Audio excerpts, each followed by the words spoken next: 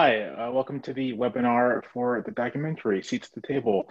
My name is Jamelle Bouie. I'm a columnist for the New York Times, and I'm here with a wonderful panel of people to discuss the documentary and discuss sort of the class and the project and everything around it. So we have with us Andrew Kaufman, the creator of Books Behind Bars and an associate professor and assistant director of the Center for Teaching Excellence at the University of Virginia. We have Kelsey Bowman, a former student and graduate of UVA's Curry School of Education. We have Bradley Brewer, a former Juvenile Correctional Center resident and member of Just Leadership USA. And we have Valarie Boykin, Director of Virginia Juvenile Justice. Thank you everyone for being with us. Thank you for tuning in and watching and joining with us. It's Friday afternoon, so we really appreciate that you're here. So I'm gonna ask a couple questions. We're going to talk, and then at the end, I will take your questions that you ask us and put them to the panel. So this first question is for Andy. What were your motivations for developing this class? What drove you to do it? Because I don't think it would occur to most people to develop something like this and to go to a juvenile correction center. So what motivated you? And why did you think this would be an effective way both to teach traditional university students and students at the Correctional Center? Thank you, Jamelle. So I want to thank you, Jamelle, for moderating our panel. I want to thank WTTW for hosting this event. And perhaps most importantly, I want to thank Chris Farina and Rosalia Films for having created a truly beautiful film without which we wouldn't be having this conversation today. So I'm very grateful for the work with Chris on the film. In response to your question about where the idea came from, it was very serendipitous. I had been interested as a teacher of literature for a long time in really helping students appreciate the relevance of literature to their own lives, to the world, that these are not words on a page, that these words live. Every generation with every reader. And so I really wanted to create, an experience where the literature comes alive for the students. And at the same time, I've always been interested in reaching, sort of outside the walls of academia, really trying to share my passion, my love of literature, my belief of the power of literature to change people's lives with a wider audience. And so these two things came together when I was invited to do a workshop, literally an hour-and-a-half workshop. In 2009, I was invited to the Virginia Beach Correctional Center, which is an adult correctional center, to teach a class about a short story by Tolstoy called The Death of Ivan Ilyich. And I would just tell you, it was such an eye-opening, powerful classroom experience for me. Not only were we having the kinds of conversations that every teacher loves to have in their classroom, very alive and spontaneous and authentic, but I came away with a totally new understanding of that story. So, and this is a story I thought I knew. So a light bulb went off and I thought, wouldn't it be interesting to create a class where I bring my students into an environment that would be very unfamiliar to them and see what kinds of conversations, what would happen. To your question, how did I know it would work? I didn't know it would work. It was an experiment. I honestly, I was prepared for it to be a one-semester experiment and be over. But here we are 11 years later. And with time, I started to appreciate the impact that this experience was having on both groups in ways that I couldn't even fathom early on in the project. Watching the documentary, one thing that really struck me about the experience is just how the two sets of students are really coming to this subject with a fundamental difference of perspective, of experience, not just the difference between being at the correctional center and being at the traditional university, but sort of different class backgrounds, all sorts of different backgrounds. So my question for both Brad and Kelsey, and Kelsey, you can go first, and then Brad, is how did you handle the challenge of coming together and trying to find some common basis for discussion? And how did you try to establish a sense of equality at your tables with each other, so that you could have these conversations and so that you could explore this material in a fruitful way? Yeah, great question. So I think, it definitely, there were a lot of differences coming into it. We definitely all came from, and even within our class at UVA, came from very different backgrounds and different perspectives. And so I think we were just, really intentional, and cultivated an awareness of that early on in the class, thanks to Professor Kaufman. And I think for one, the structure of the class definitely helped to contribute to establishing equality at our tables. It was a learning environment from the very beginning that was genuine, meaningful, and just, very human. And Professor Kaufman did a great job of,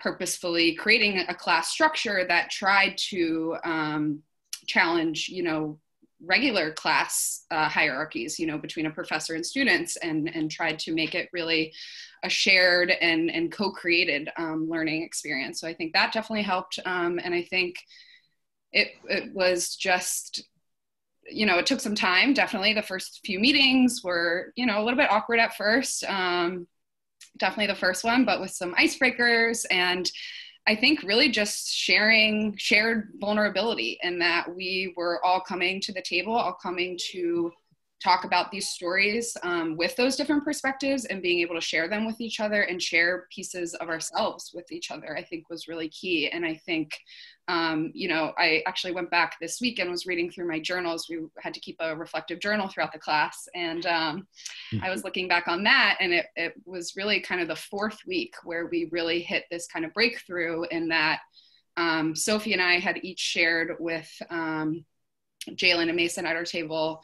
We had read, it was the death of Avani Leach, and he gets diagnosed and he's dying. And anyways, we shared we both have chronic illnesses. And so we shared that with them, talked about our experience with that, and how we related to that story. And I think that was kind of really a breaking point where we got more vulnerable with each other, and that allowed us to see our common humanity, which was really important. And that created and accumulated over the time.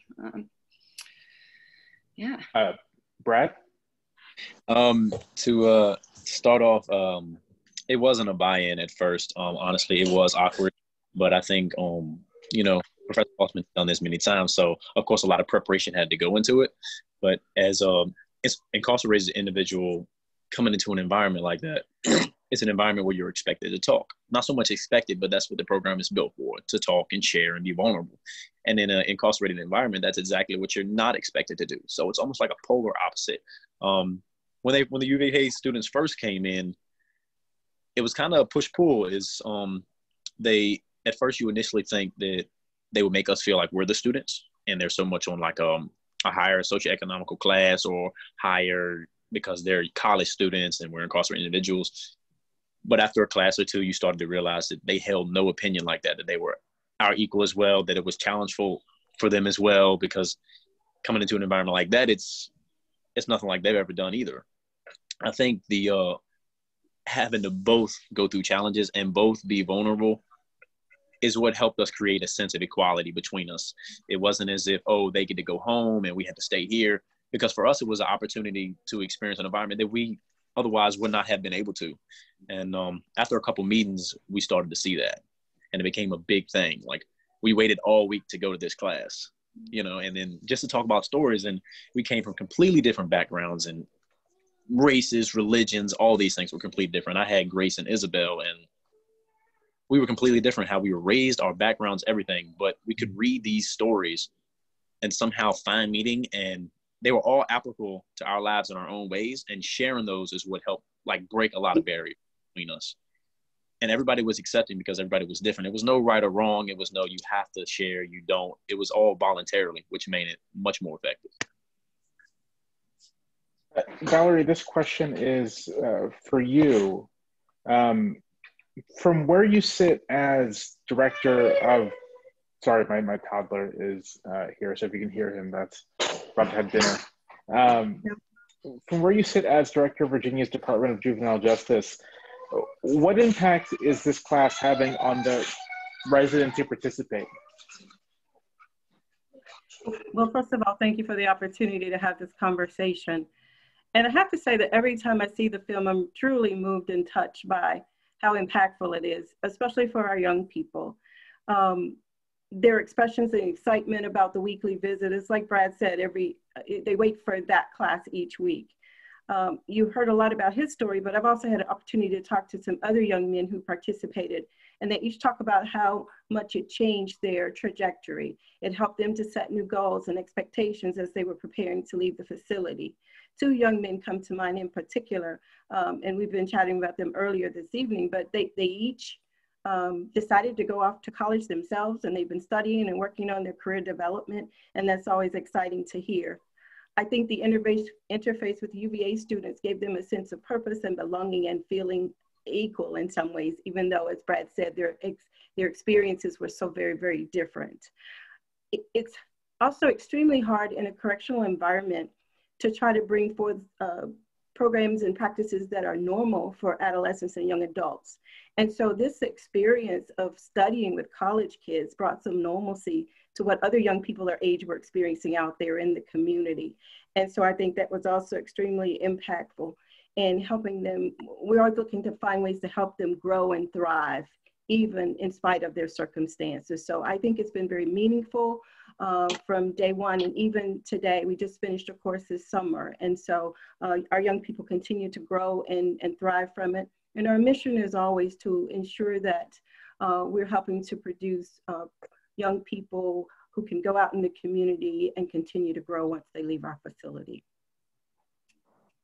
And did you anticipate any impact like this when you conceived this class? Was this something on your radar at all, or does this come as I wouldn't say surprise, but something like a pleasant development from everything? I was not director. I've only been director about 1.5 years, and in my prior role, I was overseeing community programs. And so Andy has 10 years of experience with this. You've probably worked through about 4 directors, would be my guess, Andy.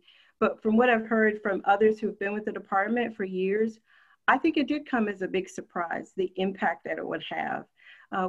Folks always get nervous about bringing folks into the facility and how it will work, but I've heard nothing but positive stories from day one. You know, this past year was a little more challenging. We might get into how do we do this with COVID-19 and the challenges it brought to not only our facility, but UVA, but I've heard nothing but positive experiences from it. You know, Jamelle, Valarie took the words out of my mouth. No, I only had a vague suspicion of what the impact would be. I had a better sense early on of what the impact might be on the university students, what this experience might mean to them. But being far more removed from the correctional center student population, all I wanted to do initially was do no harm, right? And I was hoping that this would at least be an opportunity. It would kind of have that same feel that prison workshop had for me, but at a very minimum, I didn't want to do any harm. The kinds of transformations, the kinds of impact that it had, those were all very pleasantly surprising. But one of the things I will say is, as a teacher, you think about what you're doing, you think about what's happening in the moment, and what the class is about, and how to create an environment where these kinds of conversations can happen, authentic, alive, equal. And you hope for a positive outcome, but you don't focus on that. I focused on what I knew had the greatest potential of, creating an impact. And then, let the chemistry do what it will. So I was never focused on outcomes, which is very different from other people who get involved with this kind of work. I was focused on what we're doing in the moment and making sure that I was doing the best job that I could as a teacher to model what it was this class was about, to model that vulnerability, that sense of equality, and to create the structures so that students on both sides could thrive. Over the 10 years you've been doing this, how has your approach changed? Can you see in yourself a measurable difference from how you were doing it this past year from how you were doing it in 2010? Because that's, I mean, 10 years is a long time to be doing any kind of project. So I have to imagine that there's been real changes in your approach to the students, to the material, to everything. Well, so with time, you start to know more. You know, we've accumulated a body of experience. We know what works, what doesn't work. But the risk of knowing more is that you can know too much.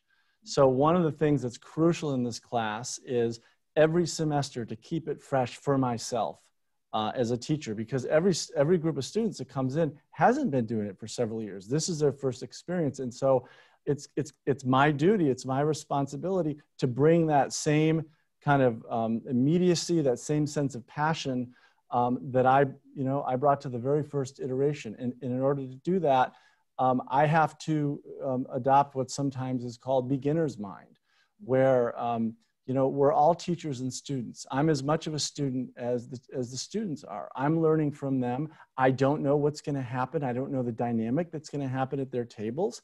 And so I really do need them as much as they need me. And I communicate that, as Kelsey said, that we are co-creators of this class. And with that mentality, I think it's easier for things not to become dry and rote. And that was very easy to do last spring when we taught the course in the midst of the pandemic, because everything, we can talk more about that if you want, but that forced us all to dig very deep and face some of the most difficult, unforeseen challenges that we have faced in the whole decade of teaching this class. I think it would be interesting to talk about how this played out during the pandemic with the sort of the limits imposed by the virus. But first, I do want to ask Kelsey and Brad, how did this class, how did this experience affect your life afterwards? I know, just watching the documentary, I know that for me, had I experienced something like that when I was in college, it would have been very, not just meaningful, but it would have like maybe fundamentally changed my view of my place in the world. And so I'm curious to hear how you two came out of it. Brad, you want to go first this time?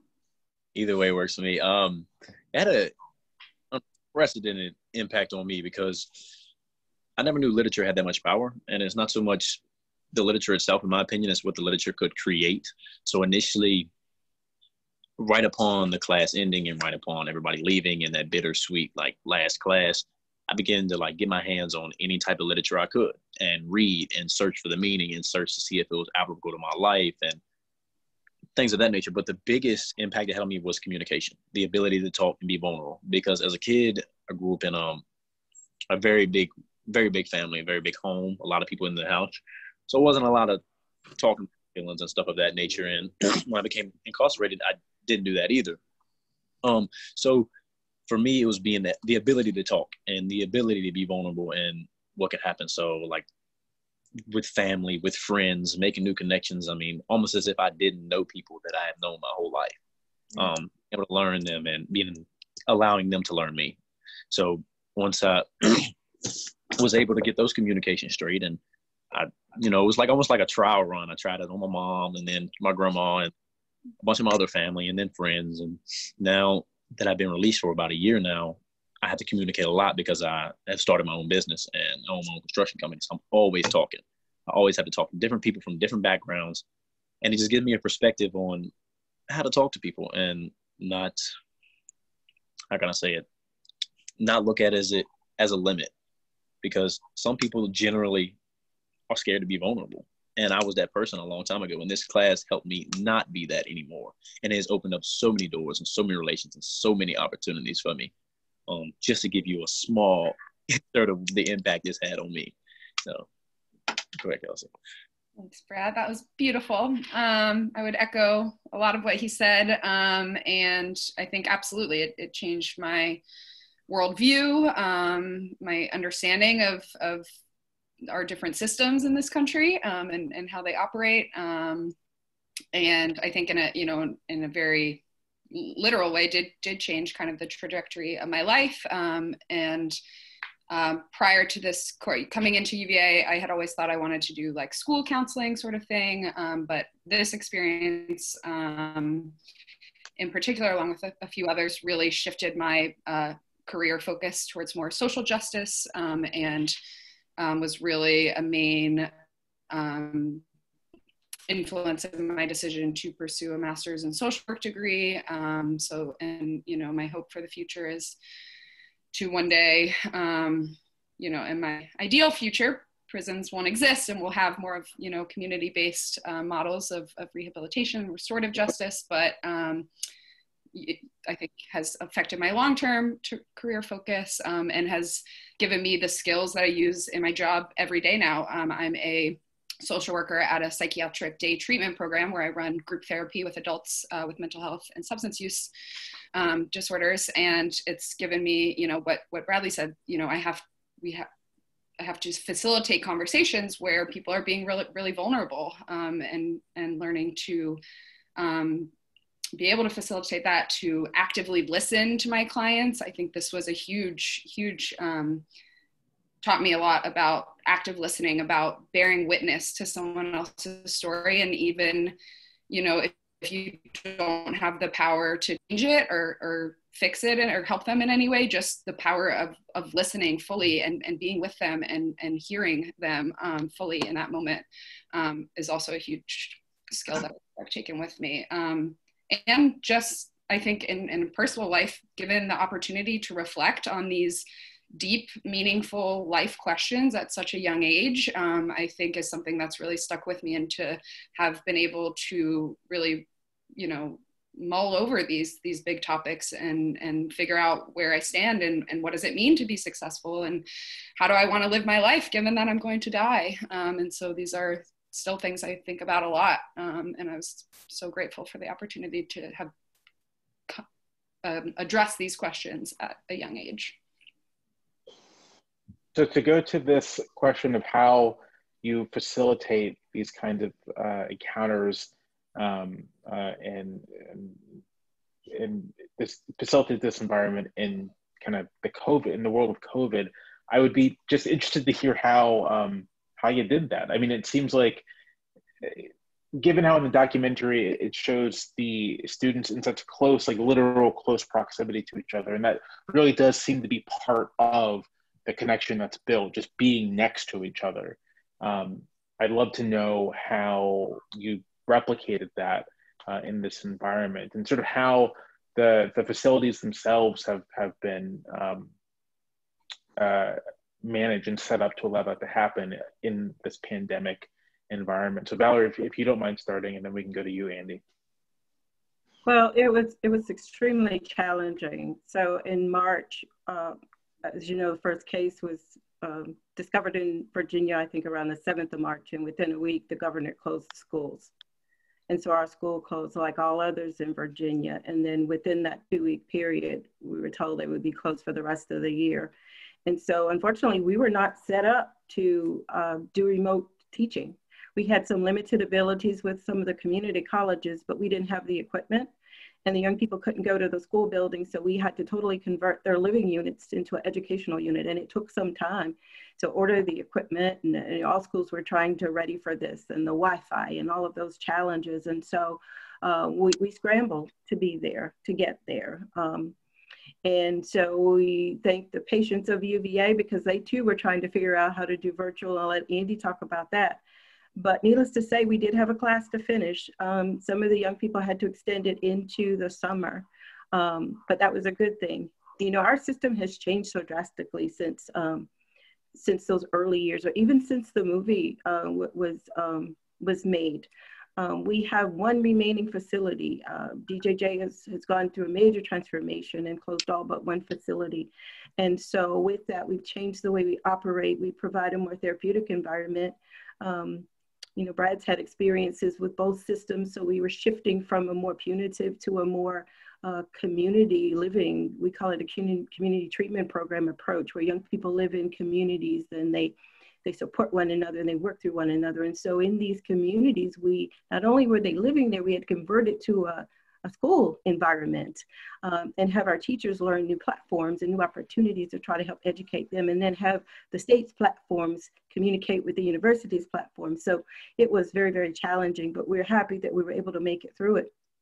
Another really awesome thing about this last class is our students actually got UVA credits. They got a 1 semester credit for actually attending the University of Virginia. So imagine how powerful that is for them. And so, as I said, it was a bumpy road. We worked on it together. We had calls back and back about what can you do, what can we do, but we made it through. So Andy, I know it was challenging on your end as well. Yeah. So first, let me say that one of the, we have a great partner in the Department of Juvenile Justice. As Valarie mentioned earlier, we have gone through, I don't like that phrase, gone through, but we have, this course has been offered through 4 different directors of the State Department of Juvenile Justice, 3 different administrations from both parties. And so through it all, the Department of Juvenile Justice has been there and been a really a staunch and supportive partner. Without that, we wouldn't be here today. This program simply would not have lasted 10 years. And so that partnership was truly tested in a way that it never had been before this past spring. But even more than the partnership, the very nature of the class was tested. It was difficult on every level, far beyond the question of how do you use technology? Because so much of this class is about those human connections, those relationships, those close quarter relationships that you pointed out, Jamelle. And those, as Valarie indicated, those were abruptly cut short in the middle of the semester. So I was left with, on my end, a group of UVA students that basically the foundation of the class from their perspective had been destroyed. Like, what were we going to do? Talk about a teaching moment. And so the answer was not going to be in establishing synchronous meetings between the 2 groups. That wasn't going to happen. So the first thing we had to do is go through a very honest mourning period. Something really serious had been lost. And then we did what was a really powerful experience where we all stepped back and we said, okay, let's ask ourselves, what is this class really about at the deepest level? In spite of all the circumstances, whatever is going on, what is this class about? It's about human connection and authentic conversation inspired by works of literature. Well, they had those things before there was internet, before there was telephone. And so students started getting very creative, and they actually wrote letters that were then presented to the correctional center students, and they read them later on. Students created videos of themselves talking about each week's reading and telling the correctional center students, the Bon Air students, how much they missed them and what they might find interesting in this reading. Some students got involved in a social action project to raise awareness about the challenges of COVID in corrections populations. But I will tell you, the result was a profound learning experience where in some ways we reconnected with the fundamental DNA of what this class is about. And we reconnected with one of the most central themes of Russian literature. Because Russian literature is all about how do you find meaning even in suffering? How do you create human connection even when we as human beings are disconnected, either because of social reasons, because of a whole host of reasons? How do you maintain connection in a disconnected period? How do you find meaning in your suffering? And so the literature took on a whole new meaning, entirely new readings of these stories that we've been reading for 10 years. A thing I'd love to talk about, I guess, to take to zoom out a little bit, take a bit of a macro perspective, is the role this kind of program can play in not, solving or even, changing, but kind of creating awareness around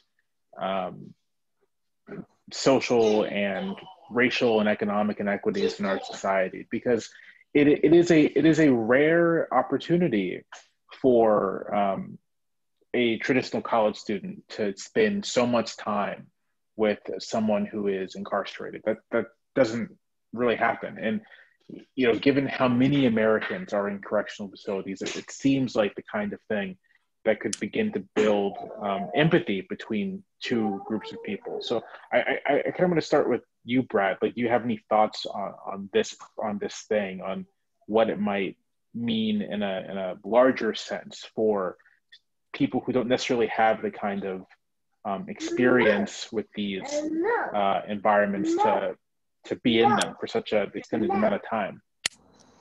I think it would play a huge role if it could be, I guess that you mean like expanded into like communities or more prison systems, or in any corner that you could basically reach. I mean, because what had the most effects is when incarcerated individuals realized that we could have been those traditional college kids, and then the traditional college kids realized that, hey, we could have been those incarcerated individuals. The situations could have been completely reversed. So when you get that realization as an incarcerated individual, it makes you understand that you can still be that college kid, that you still have the power, because in that classroom we were equal. I could very well be going to UVA and taking the same exact class and, all of those things. And same for the college kid. I definitely think that structured the same way and having the same, because it's quality over quantity, and if it could be structured the same way in a vast majority of, systems, or however you may put it, it would be very effective. But I don't want it to, like, as long as it's not watered down, it's like if it's kept the same and it's the same, like, personal feel for it, because like you said, we were sitting close at tables. Professor Kaufman might talk for 5-10 minutes tops, and he likes to talk at the beginning of the class. But and then it was us. It was peers the same age from different situations, but in the same situation at the moment. So I definitely think it needs to be somehow like inserted into other areas, because it has so much effect on me. And I can only imagine, like, if it reached more people, it would have the same kind of parallel effect on other students as well, both incarcerated and college kids. Like Kelsey?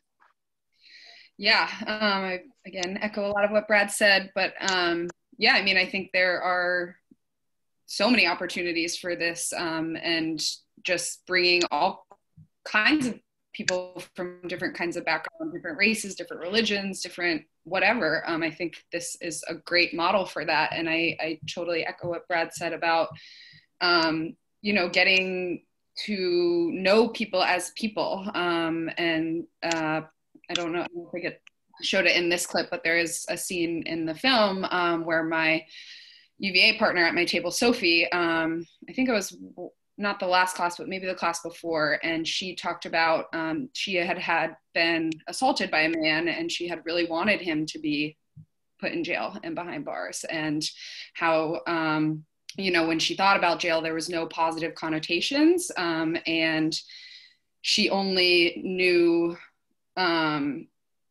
crimes as crimes, and the people who committed them, and not the people who they are. And I think that was a really powerful moment for me, and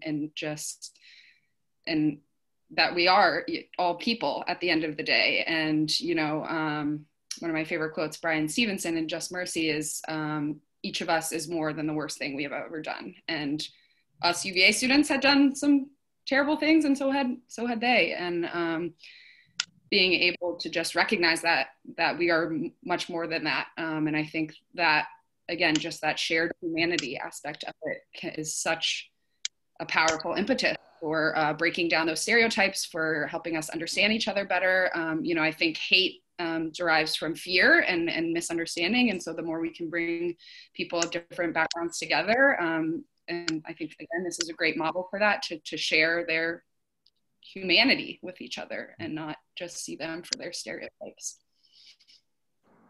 Andy, when we discussed this panel beforehand, you had said to me, you wanted to try to keep politics out of it, and I'm going to keep politics out of it. But I can't. It's hard for me not to ask.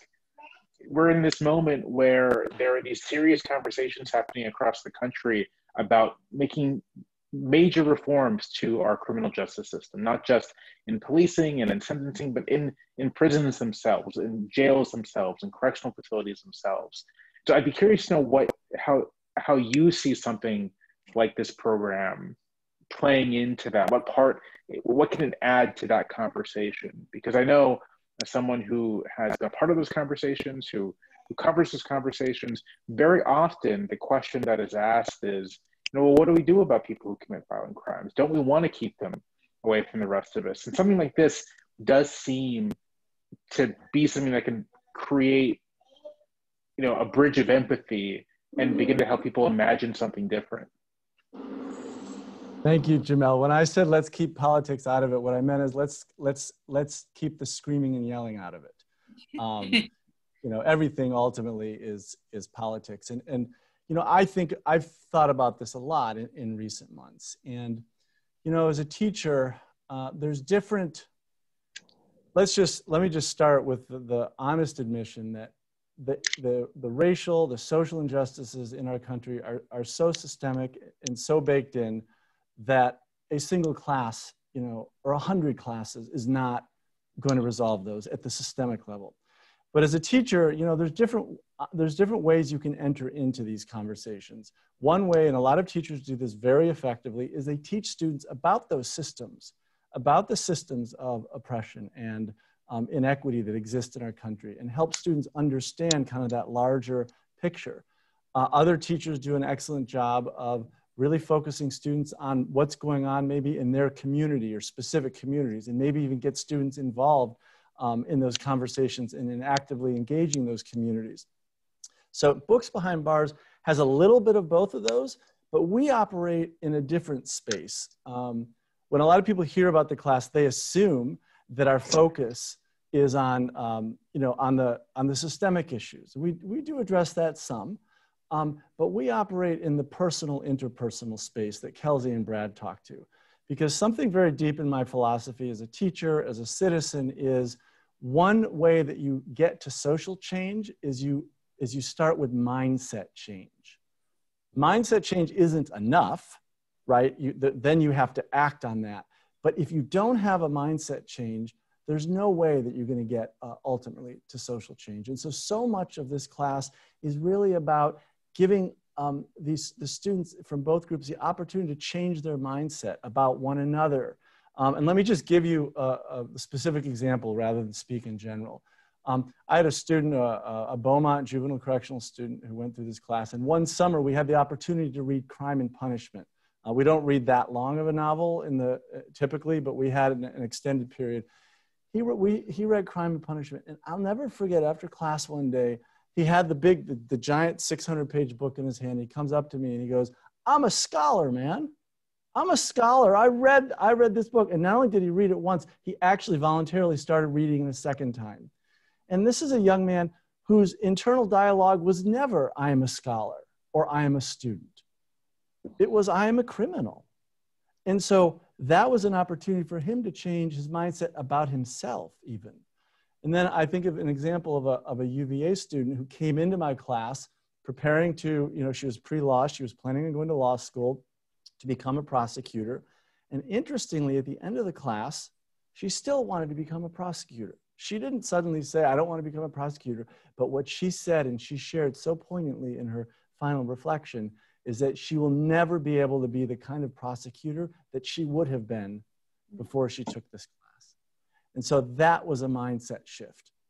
And for me, that's the beginning.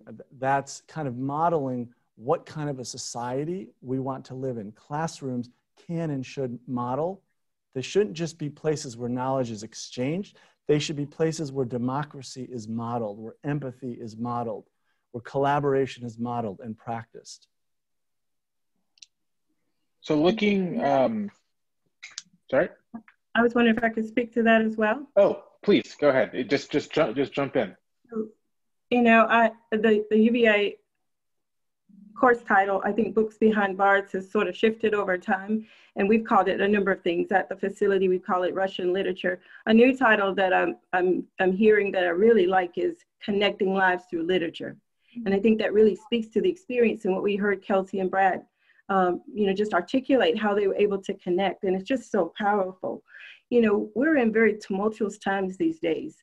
And unfortunately, the large percentage of kids that we have at our facility, even though it's shrunk from 600 kids when we started our transformation efforts in 2014 to under 250 statewide now, and only about 140 kids at Valarie today, as we speak, our only remaining facility. But the majority of them are Black and brown kids. And so having opportunities where they are having open conversations with folks who don't look like them, whose experiences aren't like theirs, is very eye-awakening. And we as a society, if we could adopt some of those practices and have those courageous conversations, might help move us beyond some of these challenging times that we're experiencing now. Part of our transformation also includes looking at equity. And so we've adopted a number of practices and programs to try to balance out those numbers, because we recognize it, and we're having courageous conversations with our partners. We are recognizing that we don't represent the population of Virginia's youth. But even with that, this provides an opportunity to move forward, an opportunity to do some very, very different things in terms of how we divert kids from the system, and those who have to penetrate, what is it that we can do to change their trajectory? So I applaud this opportunity, this coursework, and this opportunity for folks to have a very different dialogue and look at how we might do things differently. One example from the movie that struck me was the young lady, I think she was at your table, Brad, that talked about climbing Mount Kilimanjaro, and you guys were like, you did what? And so just to be able to share the experiences, but then find that common ground, that common experience, and all of that was just such a beautiful thing. So I wish we could translate that into the community these days. I mean, this does sort of kind of lead into the question I was going to ask, just trying to envision what this looks like in the future, 10 years from now. Valarie, what would you like to see happen with this program in the beyond? Hopefully it is going that long, but assuming that it is, what would you like to see? How do you like to see it develop? Well, we have to, first of all, make sure that Andy doesn't plan to retire anytime soon, or if he does, he's grooming someone who has the same vision and interest in keeping it going. But in addition to that, we're loving it. We really found value in the kids being able to get college credits now. I think that encourages and has them even more interested. And we have more and more young people who are graduating high school with us, and then providing additional post-secondary opportunities for them. We've got not only this partnership with UVA, but partnerships with community colleges. And so expanding that array of options, and maybe it goes beyond just this one class in terms of the four-year universities. Andy and I are also talking about expanding the program to our alternatives. So I mentioned earlier how our population has shrunk. And so almost half of the young people that get committed now have their treatment provided in programs that are closer to home, smaller. We tend to call many of them community placement programs. So we're talking about opportunities that maybe we can expand it to those young people as well. And so we don't see it ending anytime soon. We've been preparing for next spring. I'm still waiting on my budget to see how much we can afford. But yeah, we would like to see this actually translate into other courses that could be made available to young people. Andy, similar question, as well as what are your goals for this film specifically? What do you hope this film can do in furthering the program, in kind of furthering your aspirations for this approach to learning? Yeah, so thank you, Jamelle. And Valarie hit a lot of the points, because she and I have actually been talking about this. So I too am exploring the possibility of working with other UVA faculty to offer a class kind of modeled on this in different disciplines, and offer them at the Department of Juvenile Justice. I was also interestingly approached about a year ago by the Commonwealth Attorney of Charlottesville and the warden of the local jail, who had heard about the program, and he said, you know, we've got a real problem in Charlottesville. We got an equity problem. And this, you know, we've known this for years, but it became painfully apparent, you know, when the white supremacist march on Charlottesville a couple of years ago that we talked so much about. We want to do something. We want to help heal these divides. We want to do something at our prison. Would you be interested in, you know, bringing this class to the prison? And so I am planning on expanding this class while continuing to offer it to the youth populations. Also, now we're going to step into an adult population at the local jail, and we'll teach one semester and one the other semester. You know, beyond that, in my current capacity, I'm the assistant director of the Center for Teaching Excellence at UVA. And one of my responsibilities is to support faculty both at UVA and nationally on developing community engaged learning experiences like this. So like Books Behind Bars, but also not necessarily going into a prison or a juvenile correctional center, but engaging the community in different ways. So a lot of my work right now is also in supporting other teachers, faculty, but also K through 12 teachers, in thinking about what are some experiences that they could create for their students, similar to, modeled on, inspired by this class, that would help, you know, address some of these really deep, serious social issues, but do it on a very personal level. So I do a lot of speaking and workshops and things around that. And you asked about the film. That's exactly how I want to use this, you know, Chris's beautiful film as an educational tool, because I can talk for 20 hours about what happens. You can even hear from Kelsey and Brad, but until people actually see it, until people actually have a seat at the table, which is why one of the reasons the film is called Seats at the Table, and actually see it and hear it with their eyes and their ears and their hearts, they don't fully understand it. And so this film gives me a unique opportunity to let people experience what it is this class is about. And then the wheels start turning. Then they start thinking, wow, what could I do, you know, as a math teacher or as a history teacher, as a high school teacher, college teacher? What could I do along these lines? Just thinking of the future, Kelsey and Brad, what does the future hold for both of you? How are you going to take these experiences forward beyond what you've done already? Yeah. And either of you can start. Sorry, I should have directed a question. That's all right. Yeah, I think as I talked about earlier, you know, this has really impacted my future career goals, and I would again love to work towards creating a society where, you know, we have alternatives to prison, community-based rehabilitation, restorative justice practices. I would love to help work to create that. I don't know exactly how, but yeah, I think that's my, you know, long-term goal. And then in the short term, again, just using these skills in my everyday life, my personal and professional life. Again, the act of listening, bearing witness to other people's stories, being present. I think, you know, so much of the time especially now, is conducted virtually. And so, you know, learning to be physically, emotionally, mentally present with someone else is a really valuable skill these days. And again, just taking these questions with me throughout life and continuing to reflect on them. You know, I think I came to some realizations and conclusions at the time for those questions. What does it mean to be successful? How do I want to live my life? Whatever. But I think it's about keep coming back to that and keep reevaluating and continuing to learn is also something that will stick with me. For me, I'm not exactly sure what the future holds for me, but I think I've got a good idea as far as what I plan to do.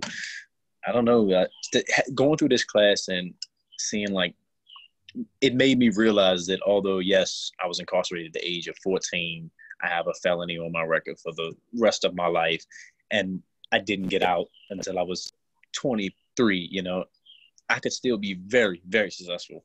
There was an extreme amount of power that education could hold for me, and it gave me an insatiable hunger. And I live that out here every day. I work 6 days a week, 12, 14 hours a day, because I know that regardless of my environment, regardless of my background, regardless of my situation, if I put the work in, then I'll be successful. That's why not only am I trying to do it on a financial level and a business level, but I want to participate in all community outreach programs I want to speak. I want to spread the word. I want to go. I work with the Annie E. Casey Foundation and Just Leadership to go to conferences and engagements and anything they ask me, anything I can do, any way that I can apply my situation and my experience to help young individuals, to help adult, because I was in both systems. And the differences between those are pretty big. But I don't really know what the future holds, but I'm excited to see it. And I know that this class has completely changed my future as an individual. I can't say, yes, I regret what I did to get incarcerated, but in no way would I change it, because I know that I would most definitely not be the same person. Even with the hardships, the added on hardships, I will be more successful now than I would have been without them.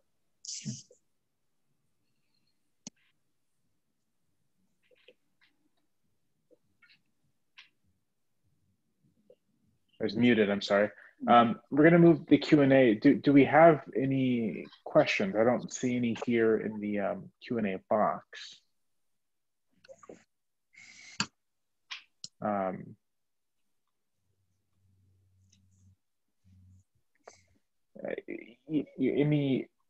In the absence of questions from the audience, and I'll wait a little more to see if anyone has any. So if you do, please chime in. In the absence of those questions, I'm trying to think of anything else I have to ask. All of you have pretty much answered any things that I wanted to discuss. Does anyone else have any final things to say? Jamelle, you saw the film. What was your reaction to the film? You write about these issues, at a very high level. You think about these issues very deeply. So what was your experience of watching this film in light of your experiences and interests? I think I may have hinted at this a little bit. A thing I am interested in, and a thing that I've been thinking a lot about, is this political question of, if we're serious about ending mass incarceration, if we're serious about reforming the criminal justice system, then it will mean letting people out of correctional facilities, letting people out of prisons, and letting people out of these facilities who aren't just there for drug crimes, right? Who aren't just there for the things that I think a lot of people can see and say, oh, okay, well, that's you can be let up, but who are in prison and correctional facilities for violent crimes, for things that I think many people believe they exist for. And so the kind of the juices that got flowing in my brain were thinking of ways to part of that political project is going to be these direct connections between people who are incarcerated and people who aren't. And not just, there are 2 million people incarcerated in the United States. Many Americans know someone who is incarcerated, but that the population of people who know someone who is incarcerated is actually pretty concentrated. It's not like a cross section of America. And so what are ways that you could get more of a cross section of America, people who will be becoming prosecutors, people who are on the trajectory to be policymakers, to not just, have an academic or a abstract understanding of what's it like to be incarcerated, who are the actual people who are there, but this emotional connection, to see them as, individuals, as citizens, as people who have value. And so that's what the documentary kind of got flowing in my brain. How can we do that? Because I think that is going to be, if we're serious about reform, that is going to be the nut to crack, to be able to get to a place where the public is seriously open to it. What you just said reminded me of a quotation by John Dewey, where he wrote about, the educational philosopher wrote about the connection between democracy and education. And he said, I think this is an exact quote, but it's pretty close. He said, every generation, democracy has to be reborn, and education is its midwife. Every generation, democracy has to be reborn, and education is its midwife. For me, that's an incredibly powerful statement, and it really causes me to look at my class, to evaluate all classes sort of through this lens, and teachers can ask themselves, in your classroom, what kind of a democracy are you modeling, right? How is democracy being not just talked about, but actually practiced in the classroom itself? And I hate to say it, but, you know, certainly I have examples from my own experience. Other teachers have examples where classrooms actually often don't look like a democracy. A lot of classrooms, not all, but a lot of classrooms look very hierarchical, where you have the teacher at the front of the room, sometimes literally at the front of the room. You have the students as recipients of the expert's knowledge. But that's not how democracy works. Democracy knowledge is continually being co-created. It's and everyone's a student, everyone's a teacher. And so, you know, what you said, Jamelle, really kind of got me. I'm thinking a lot about that lately. How can I, as a teacher, model in my very classroom the habits of mind, the habits of heart, and the kinds of skills that I would want students to have to be effective, empathetic participants in a democracy? Yeah, unless we have questions, and it does not look like that we do, I think that's a great place to... More questions? We actually do. We do. I do not see them. And as I can read. So one I of the think I was trying to... Go ahead. So one of the Go ahead, questions, I don't know why you're not receiving these, but so one of the question for Kelsey and Bradley and Andy, was there one specific moment that you come back to as being emblematic or most impactful of the course? So in other words, I think the idea is, was there one moment that stands out and sort of illustrates what this course meant to you? You know, love to hear from Kelsey and Brad. Absolutely. You know, I think I'll share my one story that I usually is kind of my go-to when I talk about this class, but I think it wasn't one moment, it was thousands, hundreds of little ones that really all accumulated.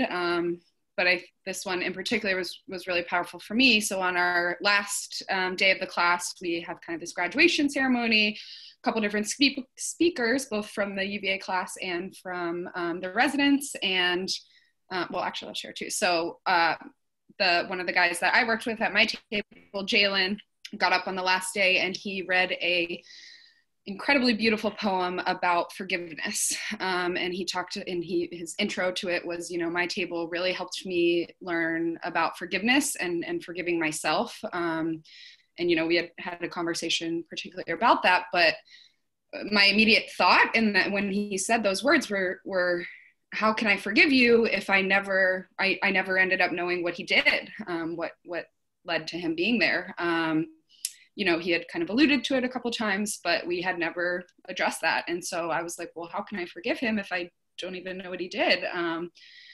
And I think, and then my next thought was, well, that's just it. Me and Sophie and everyone at our table, you know, we treated each other with respect and kindness and as human beings and didn't have to know what he did. And I think for him, that was forgiveness, just being shown dignity and respect as a human being, despite his past. And so that was a really powerful learning moment for me. And the second one I'll share, because it goes to Bradley, something that still sticks with me to this day is Bradley also got up and spoke on the last day, and he shared a little anecdote that's, I think someone had sent you in the mail after hearing that you were taking Russian literature, and it was a story about Tolstoy, who had passed a beggar on the street, and Tolstoy said, "I'm sorry, brother, I have nothing to give you." And he said, I'm going to butcher this, but something along the lines of, you know, you've given me more than anything by just calling me brother, and recognizing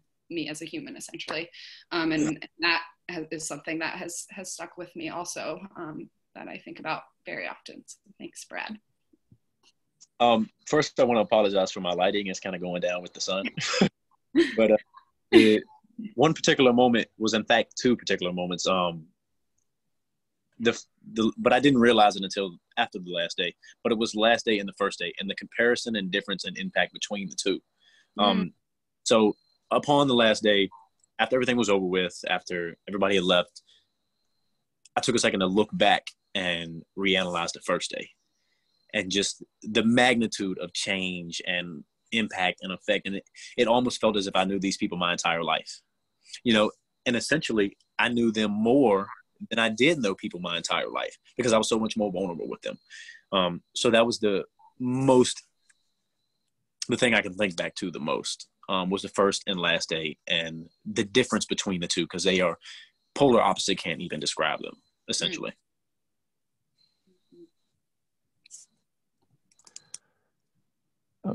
Jamelle, I don't know if you're seeing the questions, but a number of them have to do with some of the reason for some of the works that we read or that I choose. And then I actually would love to share a moment, and it will kill two birds with one stone, because it's about one of the works that we read. And it also, for me, is a moment that one of the moments that just stands out. So we were reading Crime and Punishment several years ago, as I mentioned. And Crime and Punishment is a novel about a 20-year-old poverty-stricken student who commits a double murder. And so much of the novel is his trying to figure out it's not a whodunit, it's a why done it. He's trying to understand why he committed this crime. And so he's racked with guilt, and he finally gets up the courage to confess to a young woman who happens to be a prostitute. And this is the only person that he can trust. He can't trust anyone in his family, he can't trust his friends. This is the person that he chose to confess to. And he tells, her name is Sonia, and he tells Sonia what he's done, and he's expecting her to scream, to lash out, to hit him, but she doesn't do any of those things. She simply embraces him and begins to weep. And the character, whose name is Raskolnikov, says, "Why, after what I just told you, did you respond in that way?" And she said, "Because I can see that you are the unhappiest person in the world." So we were talking about that scene at Beaumont Juvenile Correctional Center, and I still remember one of the residents, the students, raises his hand, and this is a guy who hadn't spoken really ever, and this is the one comment that he made. He'd been silent all this time. He raises his hand, a correctional center student, and he kind of is he's a little shy, and he kind of looks down, and he looks up, then he looks up at the group, and he says, "Where's my Sonia? You know, where's the person who would see the worst of what I've done and still love me?" In that moment, he taught the entire group more about the theme of compassion in Dostoevsky than 10 lectures by me could have done. And for me, that moment encapsulates so much of the learning that happens. It's deeply personal, it's intimate, it happens in those small moments. That very vulnerable question that he asked got all of us thinking about, yeah, where is the Sonia in our lives? Where is the person who would not judge us? And in whose lives are we the Sonia? Do we have the capacity to exhibit that level of compassion that this character exhibited? We don't often talk about that when we talk about teaching, but for me, a moment like that really encapsulates the heart of what, of what teaching literature, of what teaching is about. If we believe that teaching is an opportunity to bring people together, to break down barriers, overcome stereotypes, and allow people to practice, and be their most deeply human selves. So, Andy, you said that beautifully. And Jamelle asked the question earlier about how do we move things, and how many Sonias are there out there? You'd be amazed at the numbers of folks who want to come into the facility as volunteers. That's another tragedy that COVID has presented us from having, those folks who do want to be Sonias to our young people. But how do we find more of them in the communities where they live, and even in the communities across the track where people want to come over and be a part of the solution and not just a part of the critique? And so we again relish this partnership, and we think opportunities to share this story hopefully will have others want to come in and join us as we continue to try to transform juvenile justice in Virginia and nationwide. I think there are a lot of people who care, and there are a lot of folks who think system folks aren't advocates. We too are advocates for what's best for our young people, and how can we help them be successful in the community, and how can we continue to keep them in the community and not in our facilities. So again, I thank you for the opportunity to have this conversation. I did see another question pop in about where folks might be able to purchase the film. Andy, if you know. I'm not sure if Jamelle could see it. Yeah, so I think there should appear in people's chat, the viewers' chat boxes, the link to the film. It's actually available for streaming on pbs.org now. And I think someone on the back end, I don't have the ability to enter that, but I think Robin Inslee or someone on the back end will share that with the panelists. And we'll also share that in a follow-up email. I mean, I'm not with the panelists, with the viewers. We'll also share that in a follow-up email. So yes, you can watch the whole film in its entirety. You don't have to wait for it to come out in the theaters, which it won't do for a long time, like the James Bond film. Yeah, I watched it on PBS, and it is available for streaming on PBS. If you have PBS on a Roku or Apple TV, you can watch it that way as well. I think we're officially at time. So first, let me say thank you to WTTW for hosting the screening and the webinar. Again, if you'd like to see this, pbs.org has it available for free. If there are questions you still have and you want to keep talking about all of this, you can join Andy on his Facebook group, which is @SeatsAtTheTable. And thank you to the panelists. This was a really wonderful conversation, and I'm really glad I could be a part of it. So thank you to y'all. Thank you to everyone who tuned in. Thank you.